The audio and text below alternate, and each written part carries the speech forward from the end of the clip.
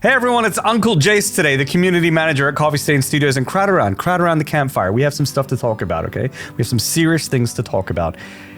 Bugs. We have to talk about bugs, okay? Bugs, baby, yeah! As a community manager for this game, I have come across some folks online who are understandably frustrated about the fact that there are bugs in the game, and also their bugs that they've reported literally years ago on our QA site still has not been resolved. Or even bugs that they haven't reported, but it's just been there. It's just been there for years. And so today I would like to talk to you about how we prioritize and plan bug fixes, as well as feature additions, and how, this kind of thing where bugs go unsolved for years can occur. Now, in case you didn't know what the QA site is, it's our bug reporting and feedback website, which we created specifically for Satisfactory, and it can be found at questions.satisfactorygame.com, and it is the best way to let us know about any bugs that you're running into, as well as any feedback or suggestions you have for Satisfactory as well. That goes directly to the team. We have a bunch of people who comb through that every single day to make sure that they can see what you guys are talking about, and then we use that to plan what kind of bugs we want to solve. Now, there is something, just before we get into this, there is something that I want to dismantle real quick, okay? I just want to get this out there. Now, often attached to the comments that are made out of frustration, understandably, is the idea that because a specific bug hasn't been fixed, or their specific bug hasn't been fixed for years, 3 years we hear sometimes, that therefore we haven't done anything in 3 years. Now, again, I want to acknowledge the frustration and how frustrating this can feel, because it does happen, okay? But I do want to weigh in here and also say that it's just not true. Even though those things haven't been fixed, we've done a lot in the past 3 years, which is since update 3, we've released 170 patches. 6 of those are major patches. And that's including the 3.5 update. That is a major patch. And so, we've actually been really busy. I just want to put that on the record before we move forward, okay? It's not true. We've been working hard. So an incredibly part of game development in general, under any circumstances at all, but especially when your game is available to the public in an early access setting, is bug prioritization. And this is something that is really hard to get right, and it's maybe something that you can never really get right, but it's something that we always need to improve upon. Because we believe, as developers of a game that is in early access, that we have a responsibility for our game and for our community to, 1, keep it in a playable state for the overwhelming majority of people, and 2, to finish the game's development, which is another goal that we must adhere to, in our opinion. However, unfortunately, perpetually maintaining our game in a state of perfect stability is not feasible, and is actually quite detrimental to the development of the game. And so you might be wondering, in what ways is having a stable game detrimental to the development of the game? Well, first of all, it kind of depends on what your definition of stability is, or stable is, okay? So there are some people I have seen online who say there should be no bugs in a game, right? It's unacceptable for there to be bugs. But regardless of whether you're not in early access, having a game that is perfectly bug-free, at least a game as complex as our one, in our particular case where we have 3 million plus people playing on varying hardware with, varying Windows versions and driver versions, they may or may not be up to date, there might be mods involved, 100% stability on all machines is simply not something that is actually viable, and so we need to find an acceptable level of stability. And so that's the first thing that can be detrimental to development. Chasing that perfect stability in a game is just going to lead us astray, and it's not really something that's attainable, right? So we can't do that. Not only that, but maintaining a high level of stability during active development is also incredibly inefficient, okay? This is because it would mean consistently undoing and redoing work that we've done before in order to stabilize the game, when the game's design is constantly changing and new features are being added. Not only that, but adding new features risks instability anyway as it is, whether or not we're redoing and undoing work. So this is just something that we can't escape either. And long term, this makes no sense, because it would mean that it would take us twice as long to finish the game, when we could just do it in half the amount of the time if we were to accept some level of growing pains, right? So bear in mind that we've been working on Satisfactory for 6 or 7 years now, and if we were chasing all these bugs to clean them all up at every possible step of the way, we wouldn't be nearly as far in development as we are now. Financially, this is awful. And then maybe even interest-wise, you guys wouldn't be getting any new stuff and it would get very boring. You know, the game just might become irrelevant, you know? And so the goal of keeping the game like completely bug-free throughout early access, and maybe ever really, is something that we can't necessarily look to pursue. Now, but that doesn't mean we can just dump a hot pile of steaming trash on your lap and be like, hey, we're early access, deal with it. You know, we can't do that either. That's not fair. So no, like a balance needs to be found, and we go to great lengths to find that balance. We keep the game in a good playable state for the overwhelming majority of people while also pushing the project towards its 1.0 launch. And one other thing to note is that like as we get closer to 1.0, we will have less and less features to add. The game's design will start to solidify. We know exactly what the game is supposed to be. We don't necessarily have any more features to add, and then overall stability becomes a higher and higher priority as there's less features to add and less question about the game's future and design at that point. So a higher level of stability will be a focus moving closer towards 1.0. And so that means that some of the bugs haven't been fixed, aren't being fixed, and we may not even be able to commit at the moment to fix all the bugs right now. And so someone at the office or whatever needs to decide, well, what does get fixed, what doesn't get fixed, and also what features do get added and don't get added, because there are a lot of features we would like to add to the game, but we can't add them all. So what affects the priority of a bug or feature? Mostly focusing on bugs. Frequency and severity. So here you can see a QA post by Emus, posted 3 years ago about the Blade Runners being in the wrong orientation in hypertubes. And I believe that's still an issue to this day, and that's just been there for 3 years, and it hasn't been fixed yet. Now, the reason this is not a severe issue, it doesn't break the game, it is a little janky, and we do intend on fixing it, but right now there's more important things for us to focus on, and that's just kind of what we do. So if a bug is deemed less severe than other bugs or features, then it may just be pushed lower and lower in priority, and it just takes a while before we get around to it. Instead, we just focus on more severe and game-breaking bugs. Another thing that affects the priority of bugs is whether or not the bug is part of a feature that we intend to overhaul or address later on. So we've got a couple examples, and there's one here. This was posted by Godspeed 2 years ago. MK3 miners with 2 outputs, because when you overclock an MK3 miner to its max ability, there are no belts quick enough to output what the miner can extract from a resource node, right? So this is obviously a problem. And so this is a post from 2 years ago, and this hasn't been fixed yet or addressed yet, but we have talked about this before, and it will be addressed, just so you know. Another example is if you just search for like the truck on the QA site, I mean, trucks and tractors getting stuck on foundations, their physics are kind of wonky, they fly out into space, like there are issues around the vehicles. And there are so many posts here that I can see, I'm looking at them right now, 3 years ago, 2 years ago, right? A year ago, 3 years ago, like there's so many. But like the vehicle thing, this will be addressed at some point. But like right now, it doesn't make sense to run around plugging random holes all over the game at this stage during early access when the state of the game has a decent amount of volatility. So why are we going to spend time fixing something with the vehicles now, potentially risk introducing new bugs in the process, only to undo it all when we intend to rework the vehicles in the future anyway? There are actually arguments for this though, and it sort of depends on severity. I mean, obviously having better functioning vehicles in the meantime might be good, but we also don't know if that's easy to achieve right now, because there are certain issues that we can run into that could have just band-aid fixes which are simple, especially if the issues are really severe.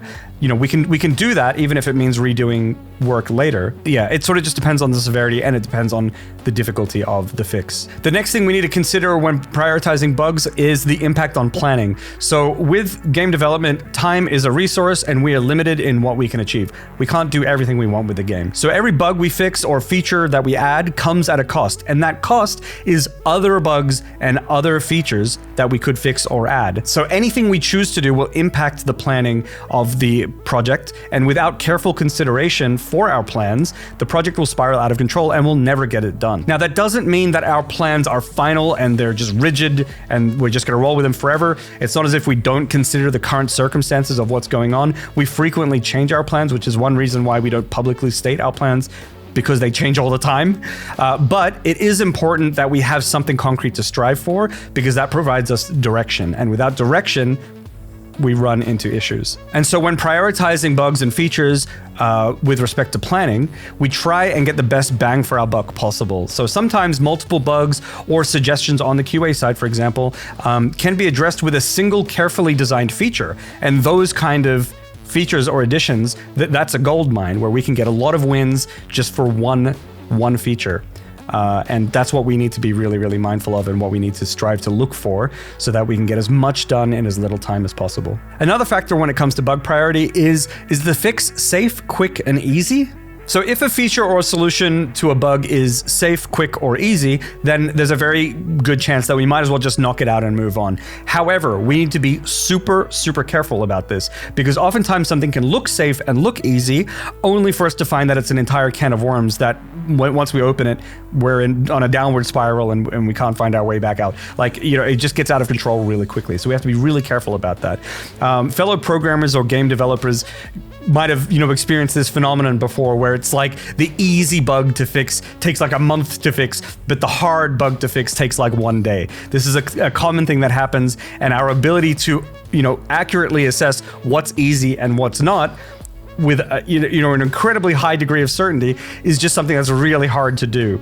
We can do it to a certain degree, but it's just kind of hard, and it bites a lot of game developers in the butt. The next thing is, do we know how to fix it? So if we don't know how to actually solve a particular bug right away, it might be hard for us to prioritize it if we have no real direction or leads on how we want to solve it. So one example can be a common issue that people have run into that's been in the game for many, many, many years is a new character appearing when loading the save. This is one that was posted a year ago, but this issue has been there for 3 years, almost since the game's inception or from when the game was launched even. And this is a tough thing because we don't really know how to solve it yet. We know that there are solutions for it. This is not an impossible solve. We think that there's a lot of features that need to be built around just to fix this one issue. And so we've actually been sort of like postponing it a bit because we're not really exactly sure how we want to tackle it just yet. But actually maybe this isn't the best idea of something that we know or don't know how to fix. Probably a better example would be the object limit in the game. So right now there's only so many objects that can be placed in the game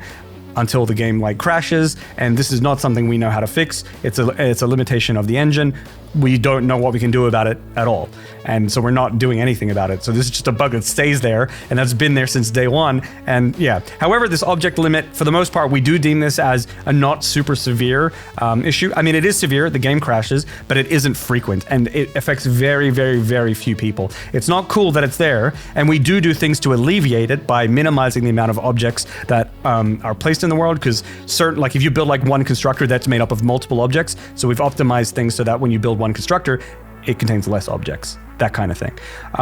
So we can do things to alleviate it, but we can't get rid of this. We just don't know how.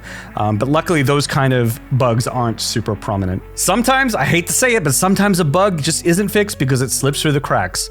So this can absolutely happen. This is a failing, I guess, on our part for the most part, but there's also a lot of reports too, so we have to give ourselves a little bit of slack. But sometimes bugs just slip through the cracks and we just kind of forget about it, or I don't know, whatever.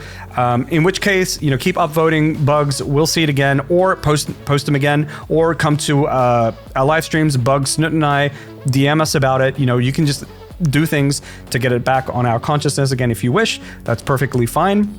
But yeah, this can happen as well. And sometimes that's just why bugs aren't fixed for years.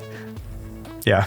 Another reason the bug might not get fixed is because the reported bug is not even our fault. So this is a pretty common thing where some people will say, hey, there's my game is crashing, and when we check the crash logs or the stack trace, we can see it's got to do with rendering stuff, and we say, have you updated your drivers? They say no, they update it, and then it's working again. So this is something that happens fairly often where, yeah, people can have out-of-date drivers, incompatible hardware, like that their hardware doesn't meet the minimum specifications for the game.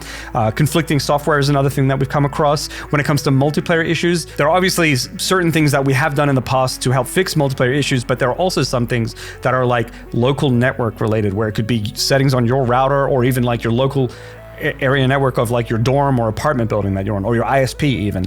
Some of those things, they're just simply out of our control. So we can give general troubleshooting tips, but these are not things that we can fix, so we can't fix those things in the game. And so sometimes a suggested feature does not fit with our game idea. And so this is another thing where suggestions can be years old, but they're not being added, and that's because maybe it doesn't fit with what we think the game should have in it. And so I've made an entire video about this already, so I'll put it up in the cards up here and in the description below, and you can check that video out where I talk more about features that are not going to come to Satisfactory. So this brings us to the next point, which is, could we do anything better to address this feeling of if people feel as though we're not listening, or they're not getting heard, or that their bugs aren't getting fixed? Is there anything that we can do about that? Maybe. So the first thing that immediately comes to mind, which I don't think will work, is increasing resources. So for example, could we just hire more programmers to fix more bugs? More people, we can do more, right? Isn't it just that simple? Well, first of all, I just want to say that the team is doing a phenomenal job taking care of all the bugs that they can, and whilst also adding features. I think it's great, and also reducing crunch. This is something that we focus pretty hard on. We don't want our team to crunch. We don't think that's a healthy thing for developers to be doing within the industry, so we don't want to go down that road, right? So we're just doing what we can do. Of course, we can hire more people, and then we'll have more help, more hands on deck, and so theoretically, we should be able to solve more issues, right? However, that doesn't necessarily work out in practice. Hiring more people does not necessarily solve this problem, because as the team size grows, each additional person that we add comes with a bunch of overhead. There's a popular saying amongst programmers: what one programmer can do in 1 month, 2 programmers can do in 2 months. Or 3 months, who knows? And the point of that saying is that the overhead of managing and coordinating additional engineers or other developers of other disciplines can often outweigh the benefit of bringing them on board in the first place. And so we can't just add people and the problem goes away. That's not how it works. So maybe we can add more people and maybe it would be effective, but this is not really a solution that we can rush to. What about better bug prioritization and planning? So it could be that we improve the way that we prioritize bug fixing, which bugs we fix, and new features. We could maybe do better in that area so that we can get more done somehow. But we think we're doing a pretty good job at managing things right now. There is some give and take, but we're trying to find the balance like I was talking about earlier. However, if you don't think that we're doing a good enough job or doing things right, or things could be better, you can always let us know. You can always give us that feedback. You can do it on the QA side. Send us an email, DMs, let us know on stream, up to you, okay? That feedback is always valuable. The reality is, though, is that we can't make everyone happy, and that's okay. That just is what it is. That's how the world works, okay? But we can do our best, and we can take your feedback into consideration so that we can make more informed decisions moving forward, okay? So let us know. Let us know if you think things should be better. Perhaps we could improve communication. Now, this is one area that I think can be improved quite a bit. I think we do a pretty good job at communicating things in general. I think we do pretty well here on the YouTube channel and on streams and things like that. But I do think that we are dropping the ball a little bit when it comes to the QA side. I think there's a lack of feedback there. We literally have a feature on the QA side where we can mark certain posts as resolved, fixed internally, acknowledged, or whatever, like known issue, right? However, there are a lot of posts that have actually been addressed or acknowledged or have planned fixes on the QA site, but they haven't even been marked as such yet. They're still left as open. And the fact that we have some posts that are 2 years old with 1,200 upvotes and marked as open, not even listed as known issue or something like that, I think is a little unacceptable, and I think we can do better there. It's entirely possible that if we were to communicate better on the QA site, that people might feel more heard there, they'll feel less disenfranchised and more willing to post feedback. And I think that this will go a really long way when people can see that we've seen their posts, because I think radio silence can be torture, especially if the past experience is that your bugs haven't gotten fixed, right? So I'm gonna bring this up with the team. I have no promises. I can't say what we're gonna do or anything like that, but I'll bring it up with the team, and hopefully we can make some changes to address this so we can get some better communication or feedback on the QA side so that people know when we see things. It's not super easy to do because everyone's kind of busy with other things, but I'll bring it up. We'll talk about it. I'm hopeful that we can find a solution, but we'll see how it goes. Anyway, that's all I kind of wanted to cover today. It's just a lot of talking. I hope you guys don't mind it. I think this topic is interesting. I find it actually interesting. I don't know if I'm a really boring, nerdy person for that, but I think this is a really fascinating topic, and I hope that this at least gives some insight to why some bugs don't get fixed, or how things work, or at least our perspective as game developers on things, even if maybe you don't agree with it, right? So if you found the video interesting, please give it a like, and I would love to hear your perspective on things and your thoughts on everything that I shared today in the comments below, because a lot of this is kind of our opinion as developers on this, right? And that doesn't necessarily mean we're right. I would love to hear your opinion on things as well. And that's feedback that we can take into consideration. Maybe there are things that we're overlooking. And we would love you guys to help us, spot those things if we can. Okay, so that's pretty much it for the video. Thank you very much for watching. I hope you enjoyed it. Have a lovely weekend, and I'll see you next time. Take care, everybody. Bye-bye.